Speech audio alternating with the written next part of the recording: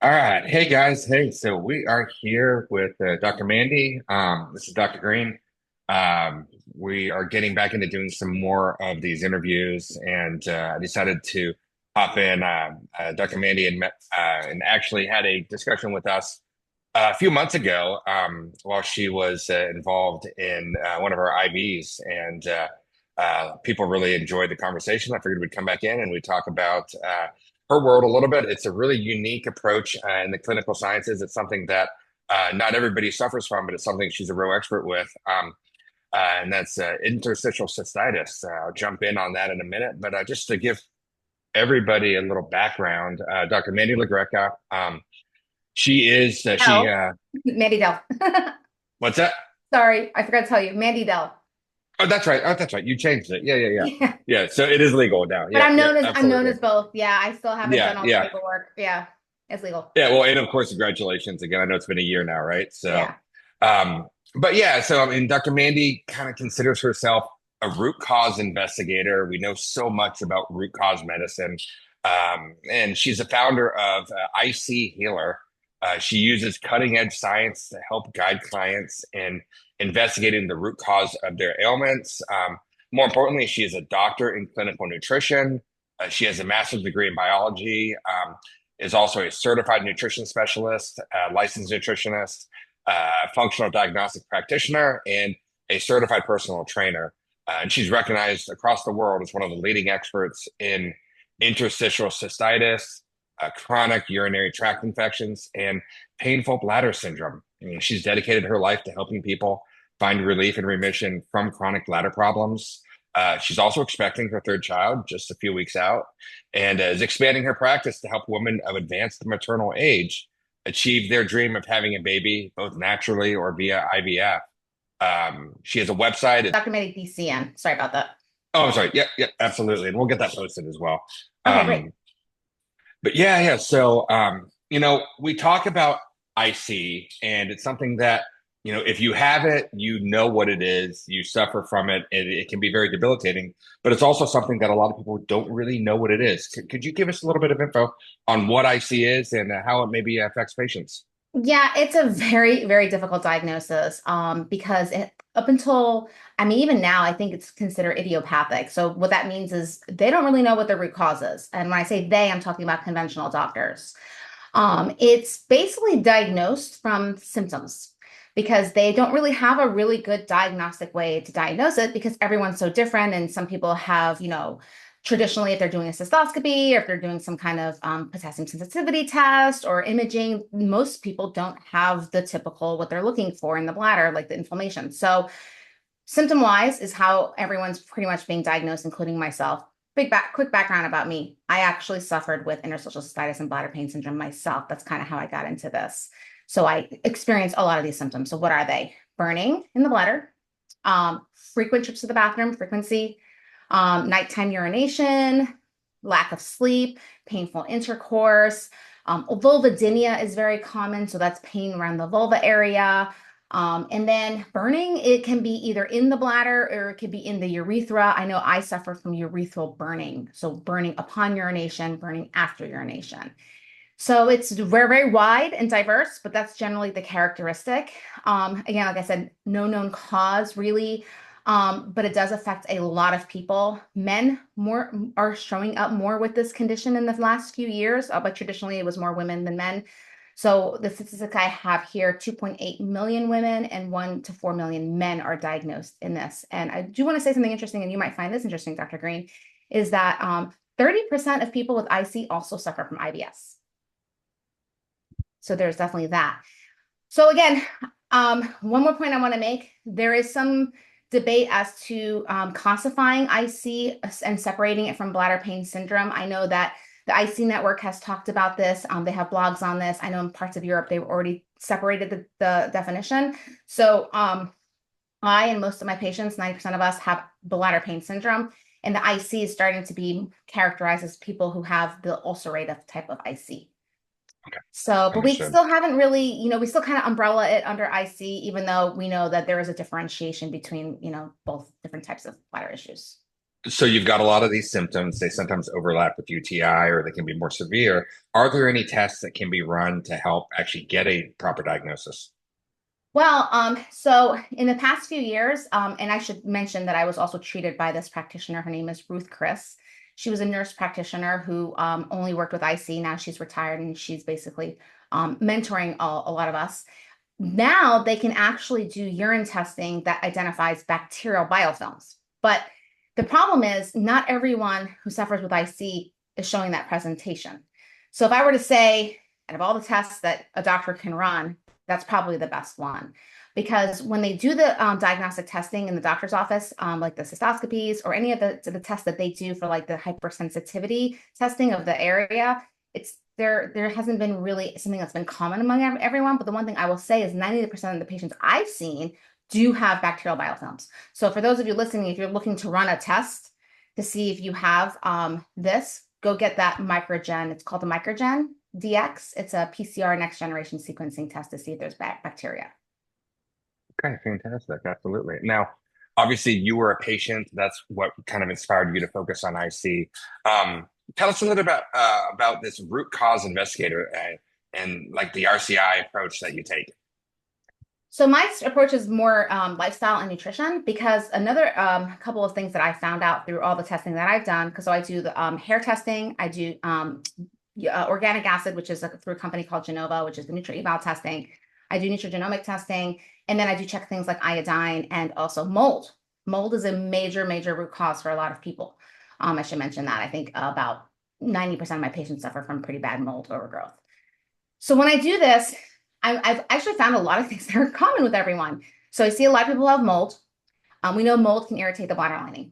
We know mold can cause dysbiosis. We know that the gut dysbiosis is present. It's going to affect other parts of the body. So obviously, if there's not enough lactobacilli, so I should mention that's another thing is the dysbiosis is a major root cause of this. If you think about it, if bacteria is the problem in the bladder, and we know that the bladder microbiome is one that has lactobacilli in it. We know it's not sterile. We know this now with genetic testing. The bladder is not sterile like they used to think it was. Well, if there's not enough of the good bacteria, lactobacilli in your gut, that's going to affect other parts of the body. And so we're finding is a lot of women just don't have a good microbiome in their urine.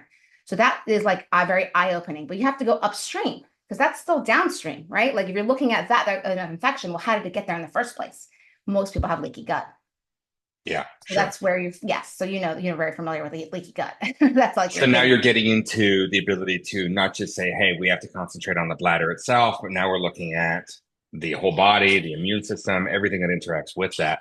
Um, we've talked about some different symptoms that are there. When a patient has these problems, what do they typically run into if they don't know to come to us or they don't know to go to you? If they go a traditional approach, like what typically happens and where is maybe medicine failing them? They usually get immediately medicated.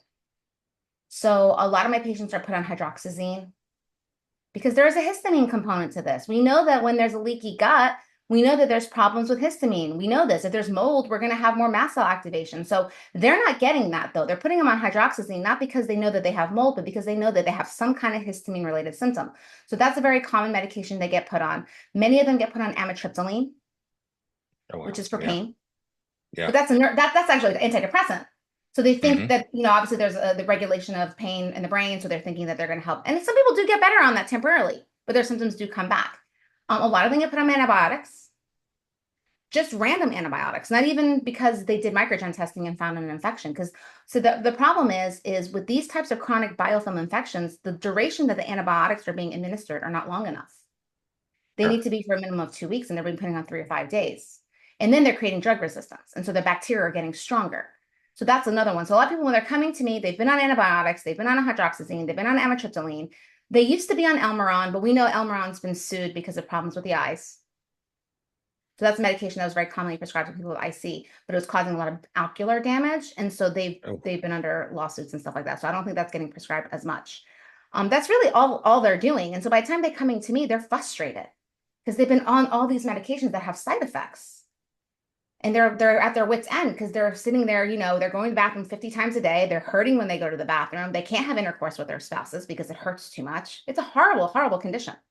Yeah, yeah, and Yeah. and again, you're right. It's band-aids, it's medications to suppress, and nothing being done to figure out the root causes of why they are suffering, why they have their problems. What are some common root causes? You talked about leaky gut. You talked about bacterial imbalances. Are there other areas in health that tend to associate with IC? Oh, yeah. I know you're going to love this one. Oxidative stress. Okay, so Off everything. parts. Oh my gosh. So there's something interesting I found over the last few years. I stumbled upon oxalates. So oxalates are traditionally associated with kidney stones. We know that they're in plant-based foods. So if you're eating a lot of spinach or juicing, traditionally, and in our ancestors, we were supposed to be able to break these down in our diet because we have gut bacteria that are supposed to break them down. I don't think we were meant to be juicing though, but I think we're hunters and gatherers. I'm all about the hunter and gatherer lifestyle, fast and feast. That's my mentality. I don't think we were meant to be eating loads and loads of one food. So I think part of the problem is we're taking the pendulum too far on the other side. We're juicing our vegetables, we're juicing our nuts, we're eating too many oxalates. Then we have the leaky gut problem. We're not breaking down our oxalates because we don't have the microbiome to do so.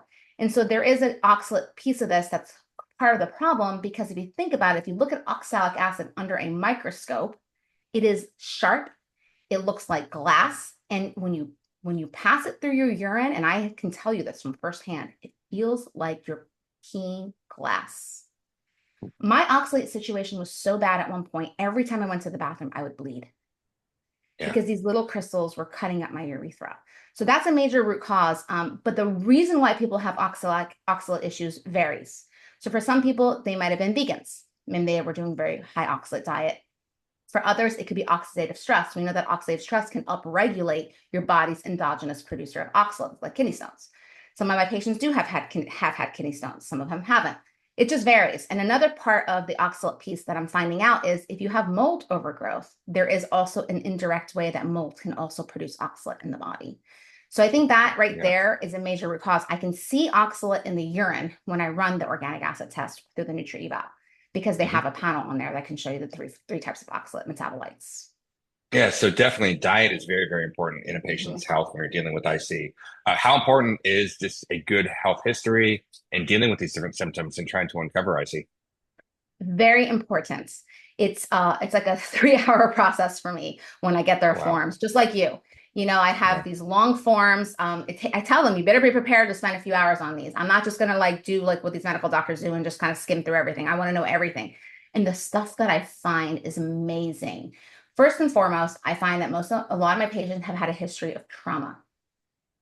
And you might wonder, like, how is that related to the bladder? Very much so, especially when they have childhood trauma. Because if you think about how the bladder and the brain are connected, I mean, just think about it when you're under stress. Do you notice changes in your bathroom patterns? Of course you do. You go to the bathroom more, or you might have urinary retention. So a lot of my patients, about 80% of them had some sort of childhood trauma. And it's kind of sad because about half of them have had sexual trauma. So there is that piece of it that you have to uncover because people have to understand that this is the full body problem. This isn't Yeah. just like isolated to your bladder. There's stuff up here that, you've carried, throughout your life that is actually creating dysfunction in the body. Once you uncover this root cause, what are some steps or protocols that you actually recommend to patients? How do we treat them? Oh yeah. So it's always starts with the elimination diet.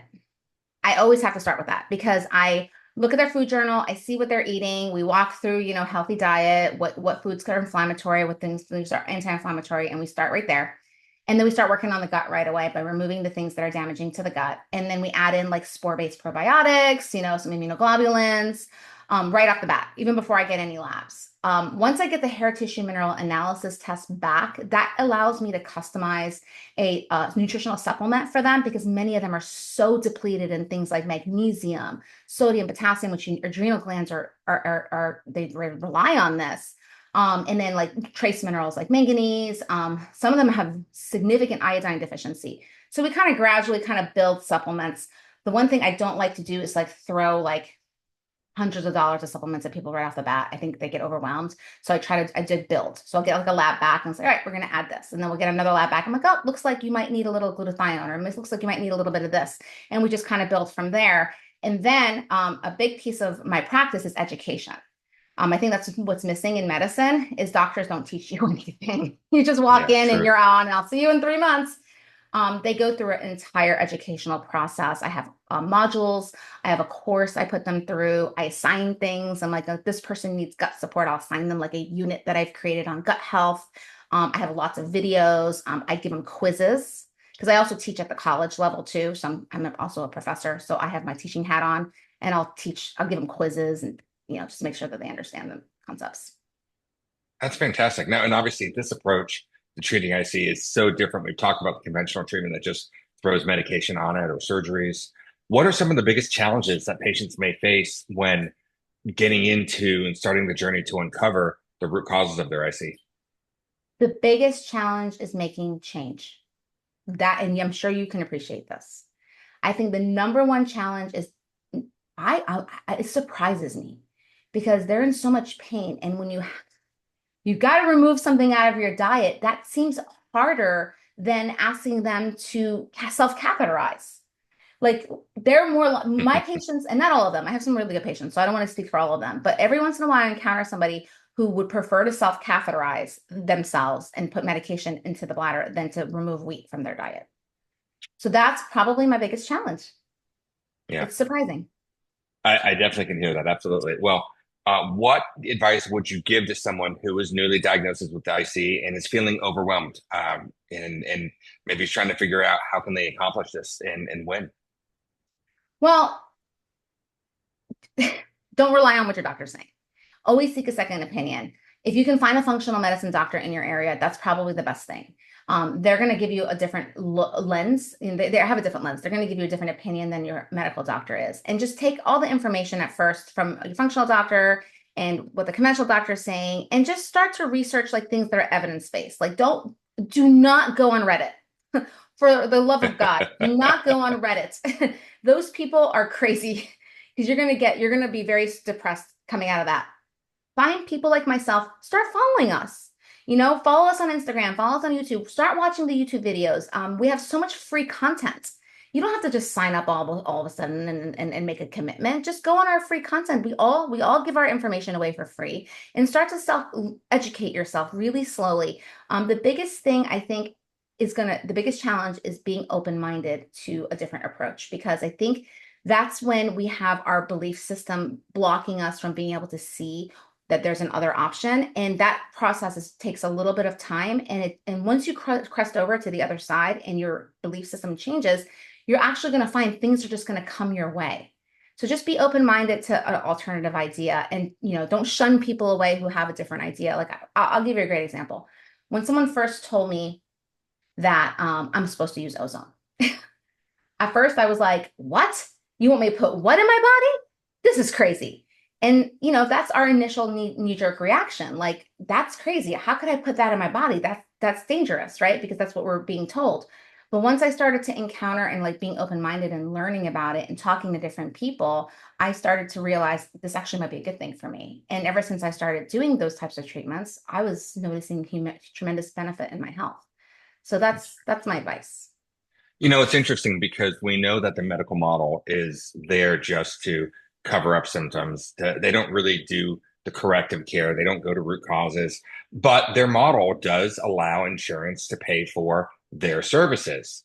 That doesn't necessarily mean that you're getting health care, though. It doesn't mean that you're getting the care that you're looking for. And so many people I know in my practice, I know in your practice, they don't understand that they have to reach into their pockets if they want to achieve wellness. And it's not even about, this concept of being as healthy as you can be. It's about finding answers and getting relief in many cases for the first time. But I think it's important that people do understand that, they're going to have to put some work in. They're going to have to change that mindset where they're in charge of their healthcare. They have to make dietary changes. They'll have to invest in labs or treatment options that are out there. But the outcome can be they get that health that they're looking for and they're able to really see success through the effort they put in. Could you share a success story from your clinic about maybe a patient that has improved or reversed their IC symptoms? Oh yeah, I have a lot of those. They're all over my website. I have my testimonial videos. So the patients that let me think of one specifically.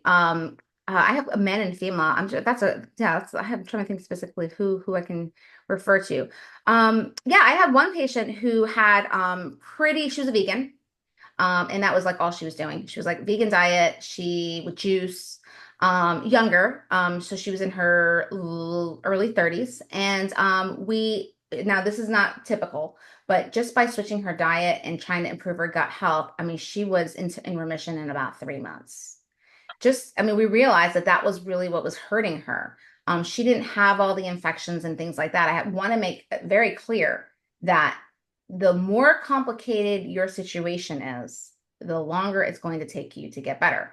So, you can go on my testimonial page. I have tons of videos on there on my website from people and their stories and things like that, and a wide range of age groups. But generally speaking, the more infections you have, if you have mold overgrowth, if you're living in mold, you know, there's different factors that play into healing this. But I think the number one factor for my patient success group is dedication. It's when the people grab the bull by the horns and they're like, I'm going to beat this no matter what, and no one's going to stop me. Those are the people who are getting better. The ones who are just kind of lackadaisical about it. It's like, oh, maybe I'll take wheat out of my diet, or maybe I'll watch my oxalates, or maybe I'll do this, maybe I'll do that. Those people don't usually get better. Yeah. Well, listen, I think that there's a lot of room for patients to really find the solutions that they're looking for. I think you're an incredible resource for patients, and I'm glad that we've had the opportunity to talk and learn a little bit more. Are there any new projects or programs that you're currently working on that you could share with people out there and let us just know more about what's going on now? Yeah, so as you mentioned in my intro, I'm an IVF success myself and advanced maternal age over 40. And I had two other patients who also got pregnant under my care. So I was like, oh, looks like some of the same stuff that I do with IC actually helps fertility.